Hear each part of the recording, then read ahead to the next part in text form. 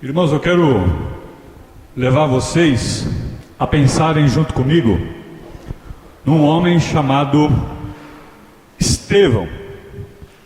Estevão foi o primeiro diácono, um líder, um servo de Deus. A palavra de Deus diz que na morte de Estevão, ele estava diante de todos os seus inimigos. E diz a palavra de Deus que o céu se abriu e ele viu o Senhor diante dele. Era numa descida, uma ribanceira, e ele ali diante dos ataques de pedras, de pedaços de pau, tudo por causa de Cristo. Por pregar a Cristo, por vivenciar uma vida cristã, ele estava sendo torturado, zombado, agredido dessa forma. Eu estou tentando imaginar se eu e você estivéssemos nessa situação. E o que me chama a atenção nessa introdução de usar a vida de Estevão é que a palavra de Deus diz que ele orou como Jesus orou na cruz. E ele disse: Pai, perdoa-lhes porque não sabem o que estão fazendo. Isso mostra que ele sabia muito bem o que ele estava fazendo, de morrer por uma causa tão nobre, por aquilo que Deus é na vida dele, foi na vida dele. E o que chama também a atenção nesse momento de introdução é que ele diz: eu estou vendo o Senhor, preste bem atenção, em pé, me recebendo na glória. Irmãos, o nosso Deus, Ele está assentado no trono e Ele reina. Mas quando Ele vê o seu filho obediente, quem dera a mim, a nós, de chegarmos no céu e o Senhor nos receber em pé e não sentado no seu trono de majestade. Que nobreza, que honra. Será que nós merecemos isso? Hoje, num culto de ceia, onde o nosso coração treme, agita, avalia,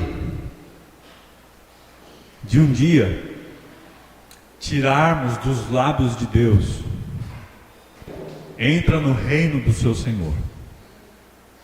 É isso que a Bíblia diz e traduz com todas as letras: o galardão. O que é o galardão que eu vou receber? Você precisa de mais alguma coisa? Entra no gozo do Senhor. Foste fiel. Amém. A Bíblia fala então que os sofrimentos do nosso presente não se comparam à glória do porvir. Se nós tivéssemos ideia do que nós vamos saborear e experimentar na presença de Deus eternamente, nós daríamos mais em prol do Senhor. Nós íamos vibrar muito mais quando ouvirmos a sua voz. E eu espero que você ouça essa noite. Quando tem um mutirão, quando tem uma evangelização, quando tem alguma outra participação dentro dos nossos problemas, dentro da família, fora da família, com o vizinho, seja com quem for. Como nós cantamos agora há pouco: Senhor, eu quero te servir e te amar e te honrar até o fim. Que fim é esse? Quando tu está bem? Ou até o final da nossa morte? Então fica aqui um grande desafio introdutório para o texto de 1 Pedro que nós vamos ler. Porque Pedro, ele está escrevendo para uma igreja sofrida, uma igreja que está passando por perseguição e que calha muito bem nos dias pós-modernos em que nós estamos vivendo. Abra então a sua escritura em 1 de Pedro capítulo 5. Mateus, um pouquinho mais, por gentileza. 1 Pedro capítulo 5.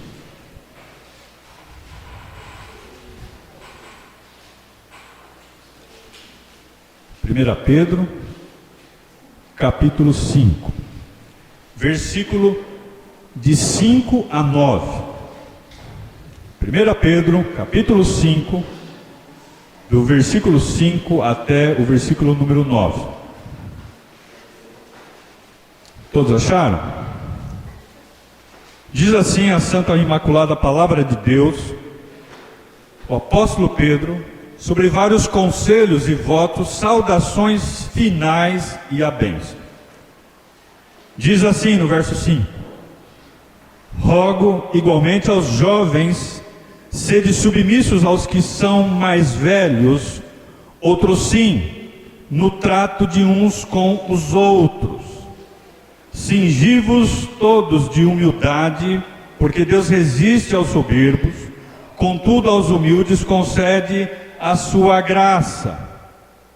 Versículo 6: humilhai-vos, portanto, sobre a poderosa mão de Deus, para que Deus, em tempo oportuno, vos exalte, lançando sobre ele toda a vossa ansiedade, preocupação, porque ele tem cuidado de vós. Sede sóbrios e vigilantes. O diabo, vosso adversário, anda em derredor como leão que ruge, procurando alguém para devorar. Resisti-lhes firmes na fé, certos de que sofrimentos iguais aos vossos estão se cumprindo na vossa irmandade espalhada pelo mundo. Até aqui. Muito bem. Nós sabemos então de que o texto que nós estamos meditando nessa noite, os cristãos sofriam uma perseguição. Isso foi no ano 64 para o ano 65, mas não era uma perseguição vinda do Império Romano. Por que nós sabemos isso? Porque Pedro, que está ensinando a igreja sofredora aqui, a igreja só sofreu ataques do Império Romano no ano 70, quando Pedro já não estava vivo mais. Que ataques e pressões então esses cristãos estavam padecendo? Eram ataques sociais, ataques dentro da sua própria família, ataques vindo no trabalho, ataques vindo da sociedade com os seus próprios vizinhos, e o pior, dentro do seio da igreja. Não era um ataque estatal vindo de cima. Nero não se preocupava tanto com as religiões que ele achava que eram seitas que tinha no judaísmo, porque ele achava que o cristianismo era uma seita vinda do judaísmo, e ele tinha que ser mais tolerante para que o Império Romano não tivesse algum problema religioso. Então vamos amenizar para não ter confusões e brigas e discórdias. Mas quando Pedro morre, o imperador Trajano, ele percebeu que ao destruir os judeus, ao acabar com os templos, é verdade ou não é que no judaísmo, se não tiver templo, não tem como eles continuarem a sua religião, porque nós cristãos, tendo templo ou não, nós iremos adorar e servir a Deus. Mas para os judeus é importantíssimo ter um templo religioso, os seus cerimonialismos, os seus rituais. Só que aí o que acontece? Acontece que há distorção, morte, destruição dos judeus. Cadê o judaísmo agora? Ele acabou. Mas o cristianismo permaneceu. Foi quando Trajano olhou e falou assim: mas espera aí, que grupo é esse? Esse grupo não é uma seita religiosa vinda do judaísmo? E foi então que perseguiu os cristãos. Isso depois do ano 70.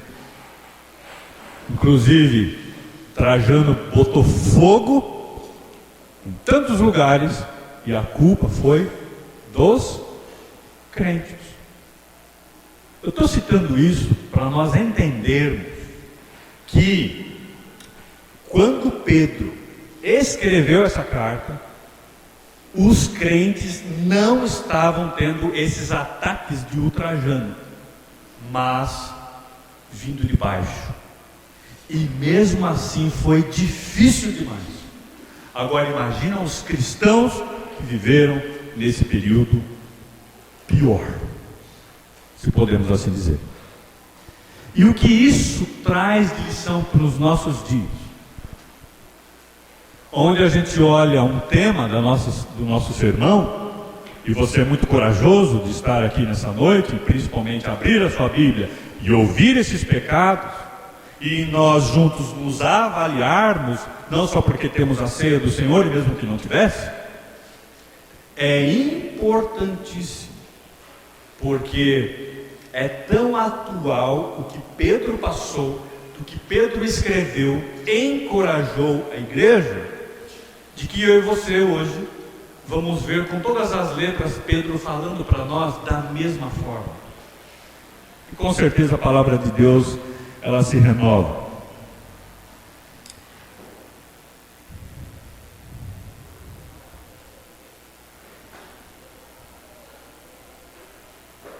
Já que nós acabamos de ler o texto de 1 Pedro 5, eu quero que você volte a sua folha para o capítulo 4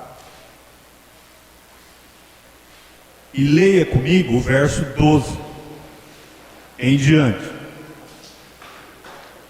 1 Pedro 4, 12. Amados, não estranheis o fogo ardente que surge no meio de vós. Que fogo ardente é esse? É o inferno? Não. Nós sabemos que para nós cristãos o inferno é aqui. Para eles o inferno aqui, esse fogo ardente, era essa perseguição social, mundana. Deu para entender? O texto continua: destinado a provar-vos.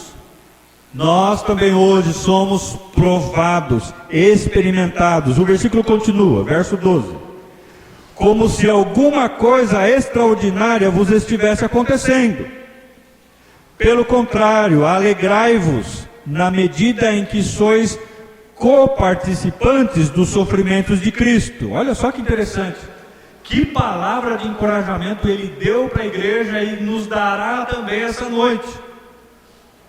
Mesmo diante das provações, privações, tentações, somos coparticipantes do sofrimento de Cristo. Se alegre por isso. Hoje fui tomar café com meu sogro e minha sogra. Fui almoçando, fui tomando café da tarde também. E o nosso assunto foi em cima disso. Não é fácil ser crente hoje. Está difícil de ser crente hoje. Cristão em extinção. Mas esse é o nosso pequeno grupo. É um grupo muito pequeno. E o versículo continua: para que também na revelação de sua glória vos alegreis exultando. Aqui Pedro está falando da parte escatológica.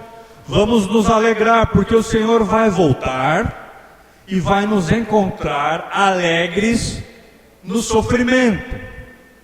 Então nós temos uma tristeza feliz. Nós sofremos com alegria. É um paradoxo aí. E o versículo 14 diz: se pelo nome de Cristo sois injuriados, bem-aventurados sois, felizes sois, porque sobre vós repousa o Espírito da glória de Deus. Não ouvi um amém. Não é? O que repousa sobre mim? O tesouro maior dentro de um vaso de barro. Nós não somos nada, né? Mas ele está voltando. Maranata vem Jesus. E é para isso que nós fomos feitos. É para isso que nós somos salvos. Capítulo 4, verso 1 e 2. Olha o que diz o capítulo 4, verso 1 e 2. Nós precisamos entender também e ler o contexto para continuarmos o texto. E diz assim então, capítulo 4, verso de 1 a 4. Ora, tendo Cristo sofrido na carne, amai-vos também vós no mesmo pensamento, pois aquele que sofreu na carne deixou o pecado, para que no tempo que vos resta, na carne, já não vivais de acordo com as paixões dos homens, mas segundo a vontade de Deus. Porque basta o tempo decorrido para terdes executado a vontade dos gentios, tendo andado em dissoluções, concupiscências, borracheiras, orgias, bebedices e em detestáveis idolatrias. Dá uma pausa aqui. Versículo de 1 a 3 deixou claro, taxativo, pintado com todas as cores. Pedro está dizendo, não é o Império Romano, os ataques não são de cima. O que ele disse?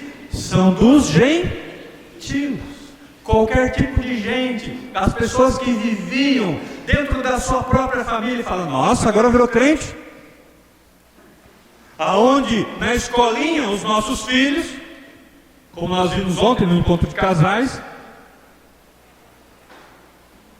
não, põe o nome assim, pode ser menino, menina, tanto faz. Muda de nome, muda de gênero agora. E os ataques vindo no seio da própria família. Você agora virou um cristão, não vai mais na balada comigo? Os amigos, as perseguições no trabalho, onde o patrão fala, mente e faz assim. Você fala, eu vou ter que mentir diante dessa pressão, porque senão eu vou perder meu salário, eu vou comer o quê? Na área profissional, um querendo comer o outro, um querendo ser mais do que o outro. E você fala, não, eu decido fazer o que Deus quer. E eu tenho que amar o meu inimigo, eu tenho que orar por ele. Essa pressão, essa tensão que eles passaram, nós passamos também hoje.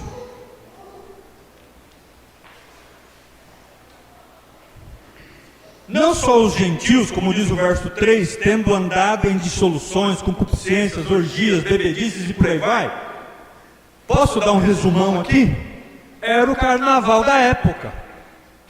O carnaval da época era terrível para os cristãos sendo perseguidos. Olha o verso 4. Por isso, difamando-vos, dando risada de vocês, zombando de vocês, estranham que não concorrais com eles ao mesmo excesso de devassidão. Olha que palavra forte aqui.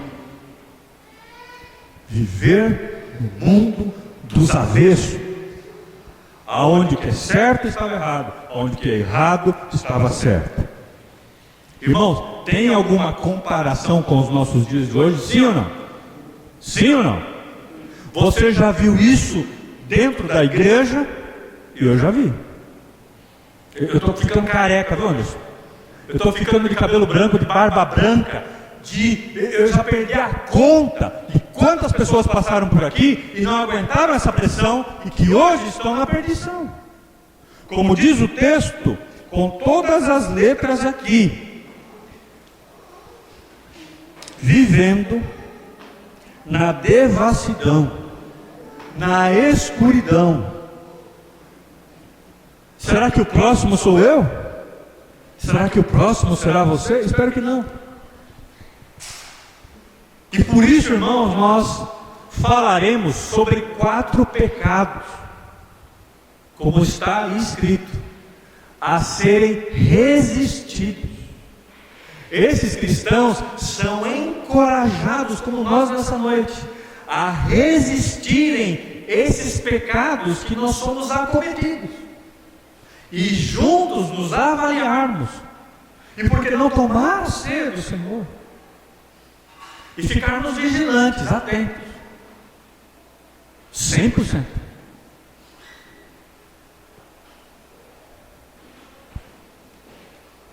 O texto se associa a nós, é como se estivesse falando conosco agora, onde os casais são atacados, os jovens são atacados, as crianças são atacadas. E somente quem é um cristão, ou melhor, protestante de verdade, vai protestar, vai se firmar nessa verdade.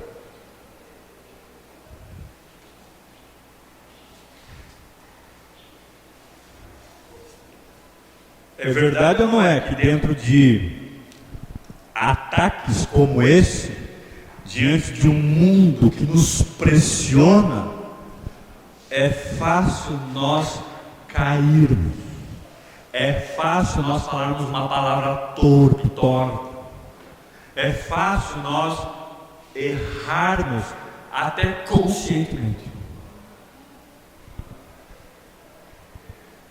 Pedro faz alertas aqui. Então vamos lá.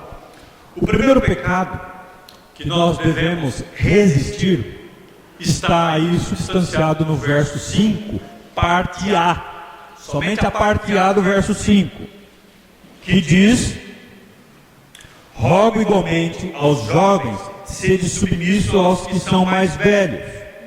Essa palavra rogo aqui, esse verbo, significa Pedro está implorando, agonizando, dizendo: por favor. E jovens aqui, de uma forma mais técnica, porque se nós olharmos o primeiro versículo, onde ele fala aos presbíteros, presbíteros aqui eram os homens mais velhos, eram os anciãos. Então, de uma forma mais técnica aqui, jovens eram o restante da igreja. Quem não for presbítero, que são os jovens. Quando você quer tratar, aí você vê isso na Bíblia, né? Aos homens. Lógico, está falando tanto do sexo masculino e do sexo feminino. Mas nós temos que entender aqui então, de que ele faz essa separação. Não que os presbíteros também não estão sujeitos aos mesmos pecados. Quando a gente olha a palavra de Deus falando sobre Elias, por exemplo, homem de Deus, que orou, choveu, que orou, desceu fogo. Mas a palavra de Deus diz o que de Elias? Homem semelhante a nós, sujeitos aos mesmos pecados. A palavra de Deus não esconde aquilo que os homens de Deus passaram também. Se você é feito do mesmo material que eu, é exatamente isso que Pedro está incutindo na mente dos crentes sofredores, perseguidos. Qual é então o primeiro pecado? Que esses irmãos sede submissos, porque vai gerando diante de tanta perseguição, oposição, rejeição, ameaças, zombarias, uma revolta. Se o cristão não tem uma intimidade com Deus, uma vida de temor a Deus, ele vai falar: quer saber de uma coisa? Não vou na igreja mais. E começa assim, né, Adriano? Já não vai mais para a igreja, já não lê mais faz devocional em casa, já não ouve mais um louvor, e vai levando na coxa, nas barrigas. E quando vê, ele virou as costas para aquilo que é mais precioso na nossa vida. Você não pode passar um dia sem ouvir a voz de Deus. Se nós passarmos um dia sem ouvir a voz do Senhor, sem falar com o Senhor, o seu dia será uma tragédia completa. E é exatamente isso que acontece. A rebeldia deliberada. Ainda já não bastasse as ameaças que vêm de fora, Agora, dentro de um coração, que nós sabemos que dentro de nós, a Bíblia diz que nosso coração é desesperadamente corrupto. Quem o conhecerá? Deus conhece cada departamento, cada cômodo. E quando nós ficamos acomodados, eu não orei hoje nem para comer a comida. A coisa está feia mesmo. Olha, eu acordei, olhei o sol brilhando, e eu nem lembrei que eu tenho o sol da justiça comigo, viu? Aí fica igual a Elias: Senhor, quero me matar. Como eu matar? Só eu posso permitir isso. Para Jó ser morto, Deus teve que permitir. Não é o diabo que manda. Aí fica igual Elias. Eles estão sozinhos. Mas como está sozinho? Com você? Ó Deus dos exércitos, tem um exército querendo me matar. Mas peraí, você acabou de dizer Deus dos exércitos. E os nossos problemas muitas vezes não serão nem espirituais, porque o problema de Elias não foi de nenhum tipo desses pecados deliberados, de rebeldia. Deus chegou com ele, tratou com ele em áreas físicas: come, bebe e dorme. Ele comeu do nada, lá no meio, onde ele estava no deserto, lá no meio das rochas, as cavernas, apareceu aquele pão quentinho, acabou de sair do forno, aquela água dentro da moringa, e agora você vai dormir. Tem gente que tem tanto problema, não consegue dormir. Ele conseguiu dormir, porque não é todo dia que tem um pão no deserto assim, e uma água fresca. Só pode ser Deus. E Deus trata assim com a gente. Naquele momento de solitude, ele se reavaliou, que diante das pressões, das oposições, diante desse mundo tão triste, onde os teólogos traduzem como um oceano de lágrimas é o mundo, eu preciso resistir a essa tentação de rebeldia, de rebelião deliberada, porque começa devagarzinho, escondido, e daqui a pouco você está praticando pecados deliberados em que todo mundo está vendo, e para voltar só pela misericórdia. Olha a preocupação pastoral de Pedro, dizendo: irmãos, lembra do texto de Hebreus, não deixe de congregar, como é costume de alguns, ainda mais sabendo que os dias são maus, os dias são terríveis. Mas eu posso, pode o quê?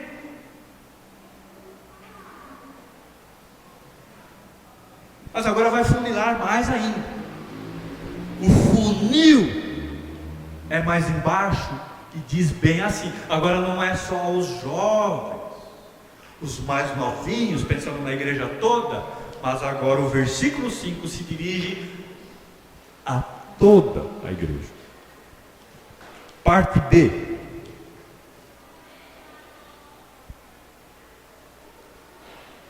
Não só se submeter de ouvir o pastor, os presbíteros, os mais velhos, mas agora diz: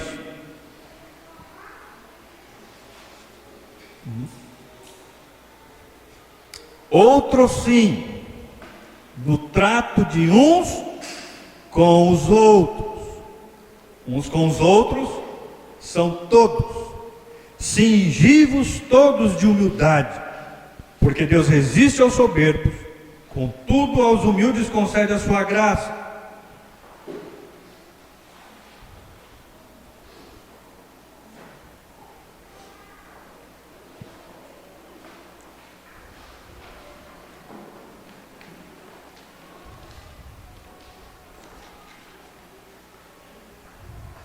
Irmãos,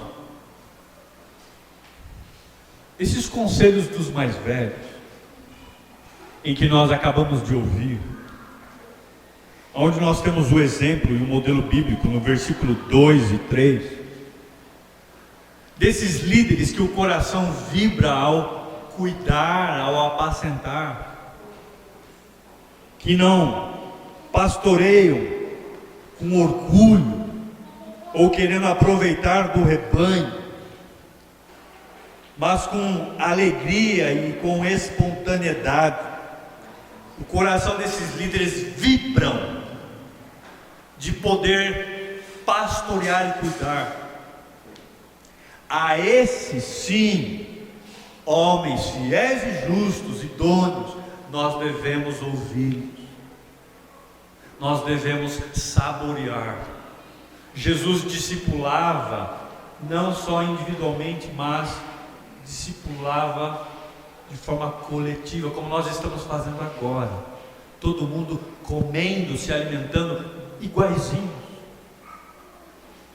E quando muitas vezes chegava para algum membro da igreja: olha, toma cuidado com isso, faça assim, isso é pecado, não pode. E depois de muito tempo o irmão abre o coração. Cuidado com os falsos mestres que querem indagar, quer que você abra o seu coração, e depois eles fazem ameaças, depois fazem chantagem. Então pessoas aí dando coisas, posses, para esses malandros, ladrões, que o apóstolo Pedro fala aqui, roubadores. Como Paulo chega para os Gálatas e fala: Gálatas, como que vocês se perderam depois de ouvir a doutrina pura, aceitando conselhos como esses homens maus. A palavra de Paulo aos Gálatas é muito pesada. Ó Gálatas, seus loucos, seus insensatos. A tradução aqui melhor é, no nosso contexto hoje, seus idiotas. Imagina Deus falando isso para nós: não abra o coração para ninguém, não, desde somente se for um homem piedoso de Deus, um homem justo, e que porventura, como muitas vezes eu tive que chegar ao pé do ouvido, conversar e ser firme, mas houve a rebelião deliberada, e que eu tive que chegar e falar assim: olha, agora o problema do seu pecado não é mais seu, o problema do seu pecado agora também é meu, e é do pastor, e eu vou tomar as providências. E quando eu tive que exortar em amor, quando eu tive que ferir em amor, agora foi a hora de obedecer, para que não tenha essa rebeldia deliberada, porque um ponto puxa um outro ponto. Se tem uma rebeldia deliberada, qual é o próximo passo? O orgulho próprio. Ah, eu sou dono do meu nariz, ok? Quando nós vamos participar da ceia hoje, lembre que até o seu nariz Jesus pagou um preço muito caro na cruz. Antes fosse pelo só o nariz, mas pelo corpo inteiro, pelo nosso coração que está batendo para as coisas de Deus. E aí nós chegamos ao segundo pecado que nós precisamos resistir, que é o orgulho próprio. Ah, pastor, mas é tanta ameaça, é tanto problema dentro da minha família, você não entende, você não sabe. Lembra de Estevão, que nós falamos aqui no momento introdutório? Por isso que Paulo fala: resista até o sangue. Está saindo sangue? Não está? Então aguenta mais firme. Alguém está te apedrejando numa descida? Aprenda a orar como Jesus orou: Senhor, perdoa-os, porque não sabem o que faz. Senhor, me perdoa, porque eu também não estou sabendo o que estou fazendo. Se derrame diante de Deus.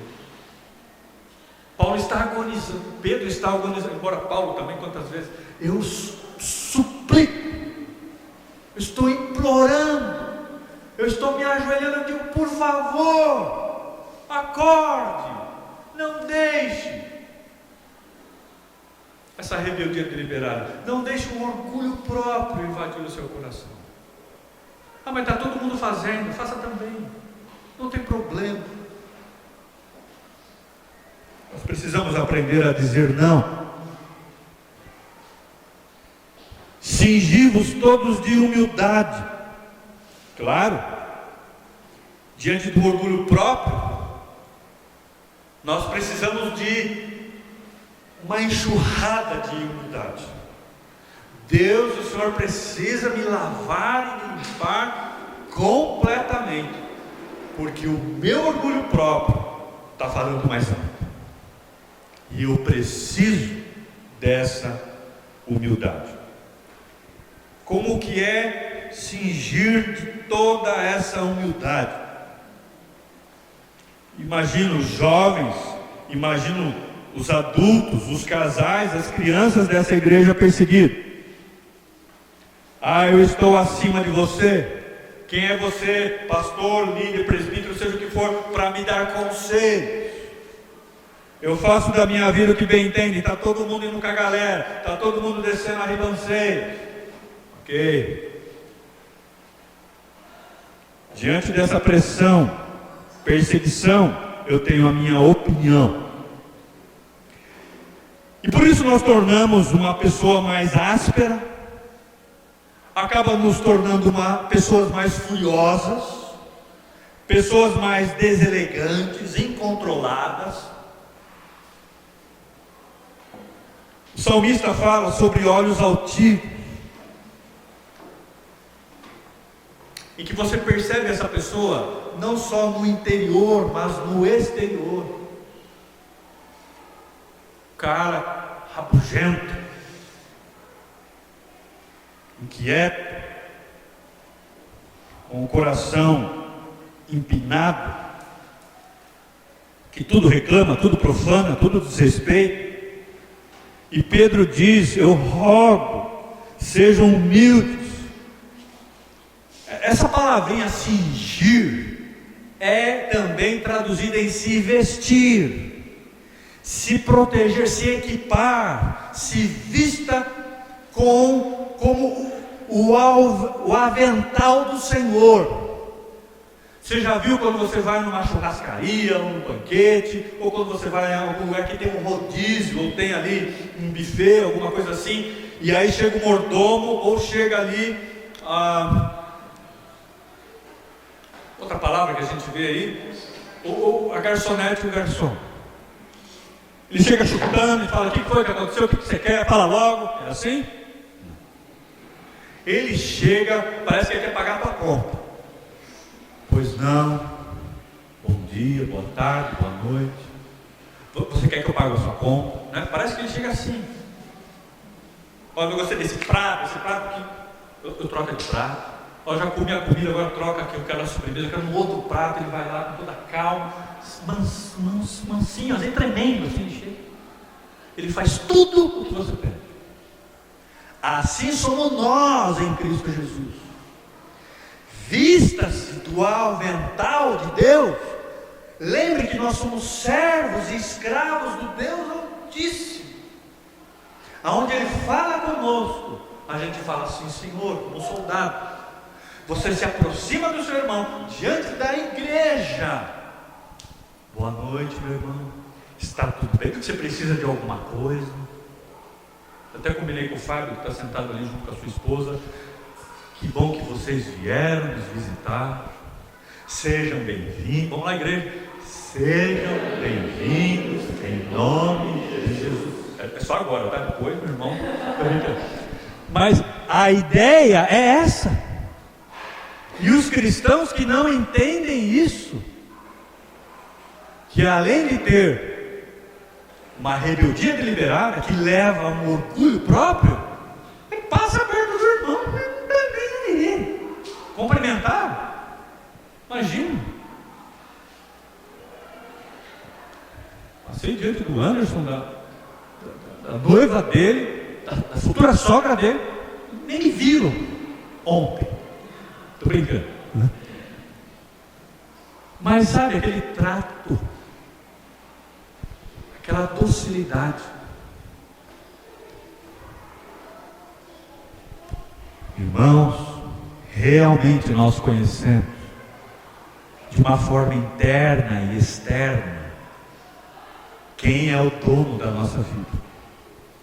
Olha a preocupação de Pedro: eu rogo. Como eu posso melhorar em atender você, em te ouvir, meu irmão? de me submeter.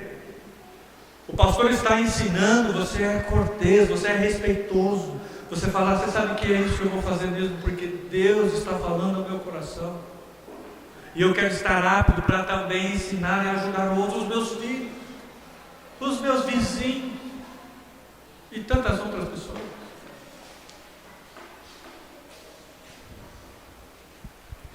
E hoje nós vemos os jovens se perdendo, os casais se perdendo, com uma aspereza, um desrespeito, só pensam em sexo, só pensam em bebida, em luxúria, em comida, churrasco, carnaval, aquela bagunça.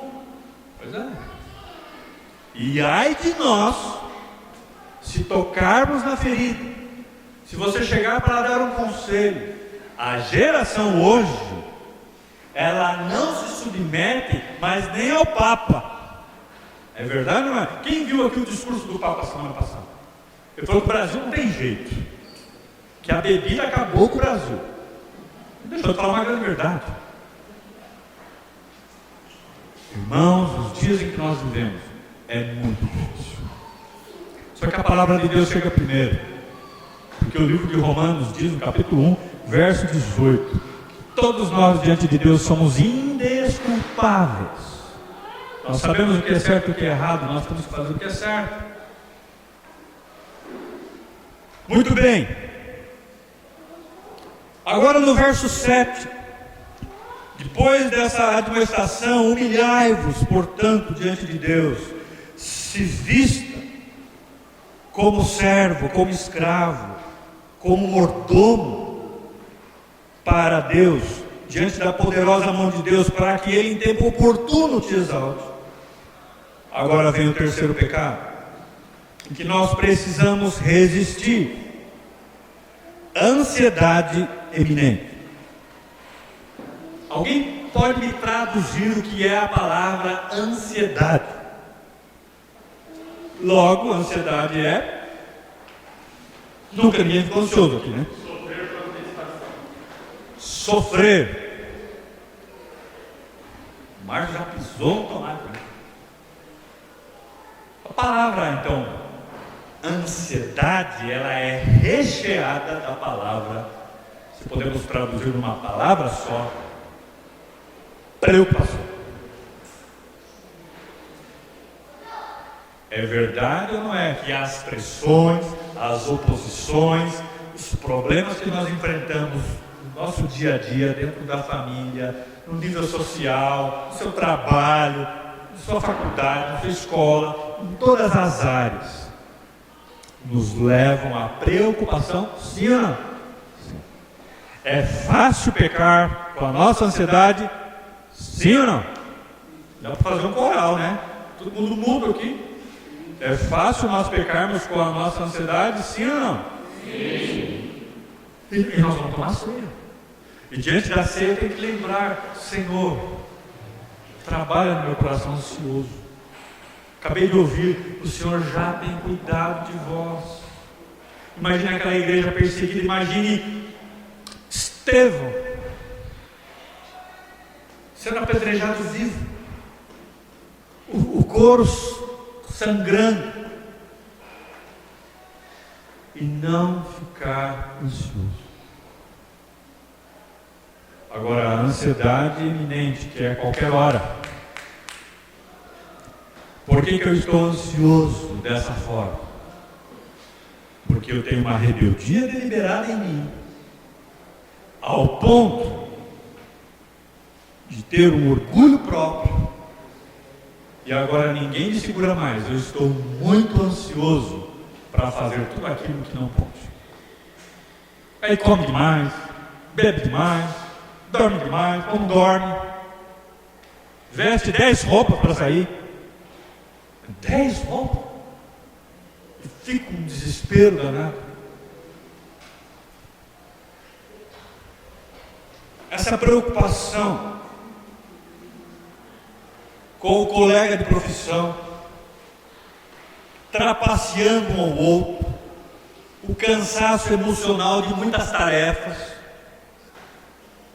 pessoas que querem que você minta ou viva uma vida diferente, que não é que Deus quer, como Ananias e Safira mentiram, nós vimos isso ontem, que gera uma rebeldia e orgulho de tanta ansiedade, pressão por serem cristãos.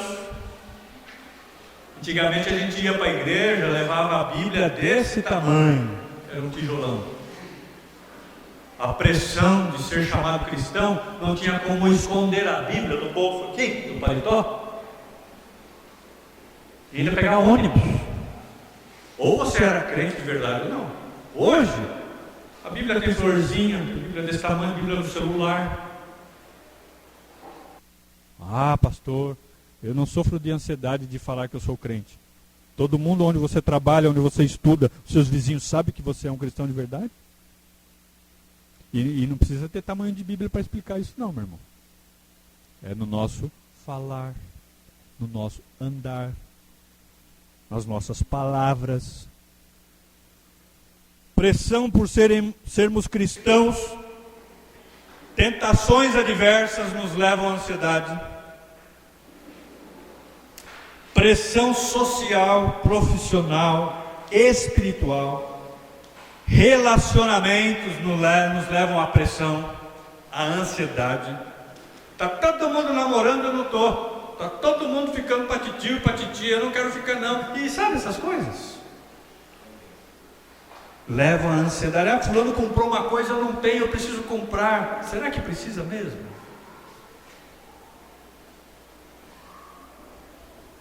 Imagine aí toda essa pressão diante de família ou não. E Pedro admoesta: eu rogo, eu imploro, eu oro. Lance diante de Deus, confie em Deus, Ele está cuidando de todos nós, da família da fé. O mundo não te entende, mas Deus diz: eu te entendo. No dia do Senhor Ele vai te exaltar. Ele volta-se para a questão escatológica. Ele pode voltar agora e te encontrar sem essa ansiedade. E para terminarmos, nosso tempo já está se findando, não quero prolongar mais. Sobrou o versículo 8 e 9. O 7 disse muito bem que a ansiedade não deve se ter, porque Deus cuida de nós. Amém? E o quarto pecado está aí: sede sóbrios e vigilantes. O diabo, o nosso adversário, anda em derredor, como um leão que ruge, pronto para devorar. Principalmente aqueles que vivem em pecados, como nós citamos aqui. Negligência, procrastinado, deixa tudo para a última hora e se torna uma pessoa negligente. Em outras palavras aqui, a palavra sóbrio mostra uma pessoa alerta, atenta. Você está dormindo no ponto? Espero que não. Como um cristão verdadeiro deve se portar? Como um bêbado? Quem aqui já viu um bêbado? Ou pior, espero que não tenha ficado bêbado. Mateus levantou a mão lá atrás. Ele não sabe de nada que está acontecendo. As pessoas roubam o dinheiro dele, batem nele, faz o que quiser com o bêbado. Será que Deus merece nós sermos seus filhos, seus servos, inoperantes assim? E ainda queremos cultuar e louvar a Deus. Maranata, Ele está voltando a tomar uma ceia decentemente, mas não estamos vigilantes. Pedro diz: eu rogo, por favor, irmãos, resiste, versículo 9, firmes na fé, certo de que sofrimentos iguais aos vossos estão cumprindo em toda a irmandade. Opa, palavrinha irmandade. Irmãos, eu e você não estamos só. Tem uma irmandade, existe um pelotão, uma companhia, um exército. Não importa o tamanho do grupo, importa o tamanho do Deus desse grupo. E que todos esses estão espalhados pelo mundo, diz o versículo, passando o mesmo que eu e você estamos passando. Será que você faz parte dessa irmandade? Amém? Desse exército. Está vigilante, alerta, atento.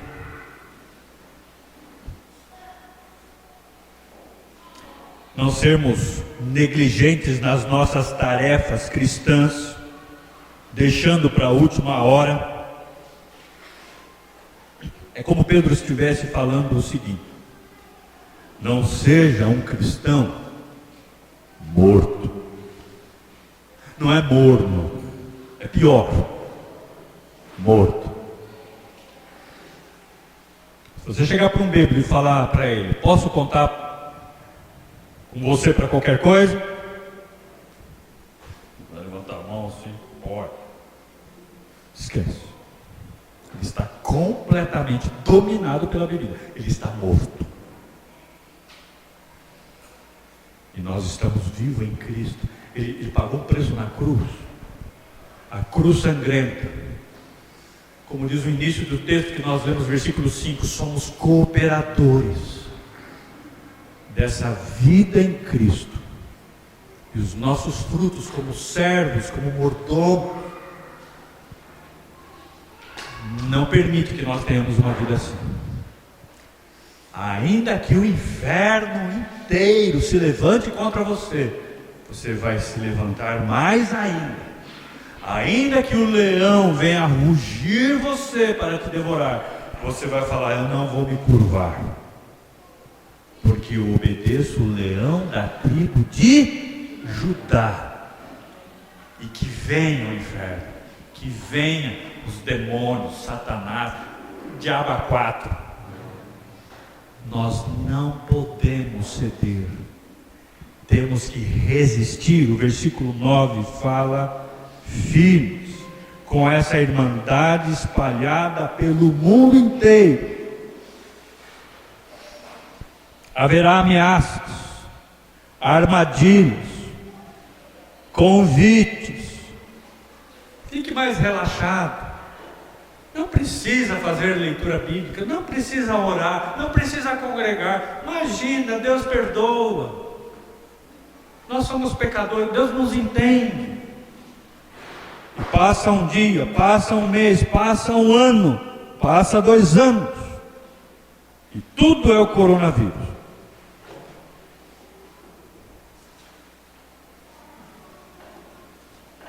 A ansiedade nos causará medo. E o medo vai nos levar à ansiedade, que nos leva ao orgulho, que nos leva à rebeldia, como nós vimos hoje. E nós terminamos aqui aprendendo de que precisamos de crentes assim. Nós precisamos ser crentes assim.